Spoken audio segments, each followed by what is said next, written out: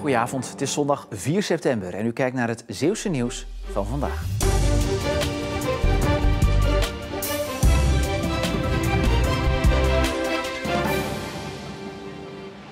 Nancy van der Ven uit Vlissingen is vandaag voor de eerste keer in haar carrière wereldkampioen motocross geworden.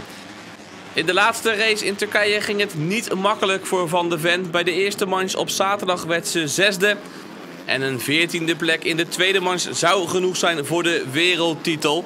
Lynn Valk was haar enig overgebleven concurrent, ook een Nederlandse. Nancy van der Ven streed al jaren voor de wereldtitel motocross. 10 seizoenen gaat ze al mee tussen de beste motocrossers van de wereld.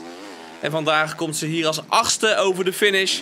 Geen hele mooie jump, maar rustig en het besef dat ze die wereldtitel heeft gewonnen. 5 keer werd ze tweede in haar carrière en nu is hier dan toch de wereldtitel motocross voor Nancy van der Ven uit Vlissingen.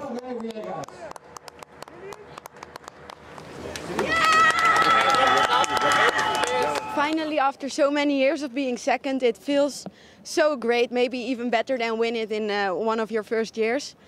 Because I've been in so many trouble, and to finally win this, I just go cruising this weekend to keep it safe and make no stupid mistake, keep the bike on 2 wheels, and finally I made it and I'm so incredibly happy.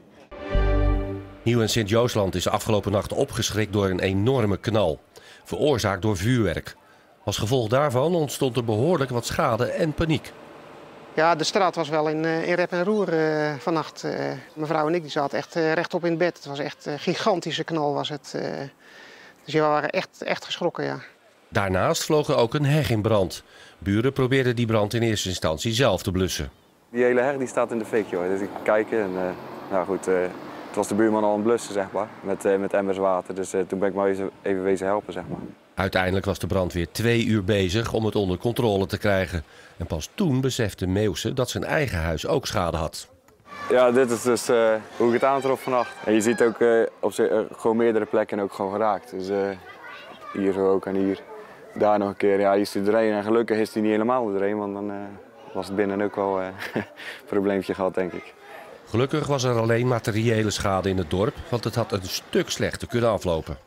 Bij ons stond het raam open en als het naar binnen vliegt, dan ligt een kindje van 7 weken ligt er ook gewoon daar. Zeg maar. Kijk, spullen, dat is allemaal leuk, maar het is gewoon levensgevaarlijk als je zoiets afsteekt midden op straat. Dat kan je gewoon niet doen. Vooral de schrik en de angst voor dat het nog een keer gaat gebeuren en zo. Waar het vandaan komt, dat is de grote vraag. Hè? De politie is een onderzoek gestart en zoekt getuigen, eventueel anoniem. Na 6 weken lang leven de lol en vrijheid beginnen morgen de scholen weer. Zeeland is samen met de provincies Noord-Brabant en Limburg de laatste regio die weer naar school gaat. En dat is leuk, maar ook best spannend.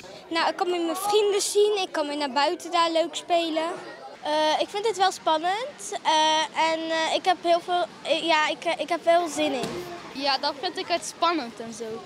Dat ik groep 7 word. Omdat het een nieuwe klas, nieuwe kinderen erbij misschien. Het is heel leuk en zo. En je kan weer gewoon goed leren. En zo is het. De volgende vakantie, de herfstvakantie, is over 7 weken.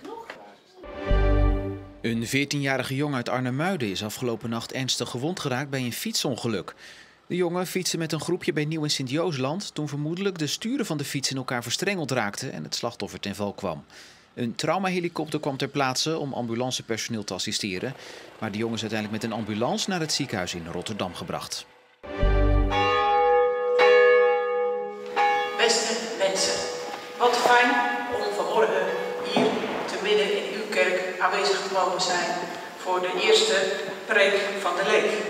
De Preek van de Leek is een nieuw initiatief van de protestantse gemeente De Verbinding om meer mensen in de kerkbanken te krijgen.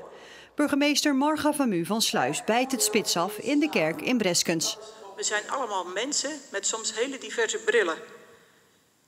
Maar juist dat maakt het omgaan met elkaar zo belangrijk.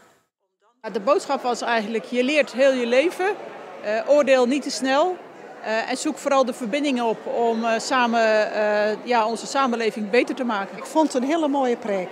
Ja, ze heeft gewoon heel veel dingen benoemd die heel belangrijk zijn voor onze samenleving. Ik vond hem inspirerend en vooral het laatste stukje met de 3 aanbevelingen die ze aan ons gaf. Nou kan ik ze niet onmiddellijk reproduceren hoor, maar ik ga ze straks nog nakijken in de dienst. Die vond ik bijzonder en daar steek je wel wat van op en dat sprak ook uit die preek dat je naar elkaar moet luisteren en nou ja, dat kwam er goed uit. Dat is alleen jammer dat ze even niet lekker liep, maar dat is niet zo belangrijk. Vermu moest op een gegeven moment even gaan zitten, omdat ze dreigde flauw te vallen. Ja, vannacht een soort buikgriep opgelopen. En ik dacht, nou, stoer, ik ga toch verder. Ik ga er zeker toch heen. Ik wil mensen ook niet teleurstellen, dus ik ben er. Ze kon haar verhaal zittend afmaken. De preek van de Leek moet een nieuwe jaarlijkse traditie worden in de West-Zeeuws-Vlaamse protestantse gemeente. Voor volgend jaar hebben ze al een rechter weten te strikken. En er is vandaag natuurlijk ook weer een nieuwe Omroep Zeeland Sport. Stefan, wat zit er in je uitzending? Straks een bomvolle uitzending, Martijn, met aandacht voor het WK Motocross met Nancy van der Ven. Er is een samenvatting van GVVV tegen Hoek in het amateurvoetbal. Beelden van het zwemevenement de Kanaalrace in Vlissingen. Atletiek, de kusloop in Vrouwenpolder. En de beslissing om de Wereldbeker Mountainbike met de uit Zierikzee afkomstige Anne Terpstra. Tot zo. Afgelopen nacht en tijdens zonsopkomst was het vandaag nevelig met plaatselijk een enkele mistbank. Uiteindelijk loste de bewolking in de loop van de dag nog wat verder op en later kwamen ook enkele kleine stapelwolken voor, maar die bleven onschuldig. Vanavond en vannacht zijn er opklaringen. De minimumtemperatuur ligt vannacht rond 16 graden met rustig weer. Morgen wordt het vrij zonnig en het wordt warmer dan vandaag met ongeveer 28 graden. Het is lange tijd droog, maar later in de middag en vooral in de avond en nacht zullen er enkele onweersbuien gaan passeren. De dagen daarna blijven ook wisselvallig met elke dag wel wat buien. Later in de week zal de temperatuur gaan inleveren. En tot zover deze Zeeland Nu voor vandaag. Nog een fijne avond en graag tot morgen.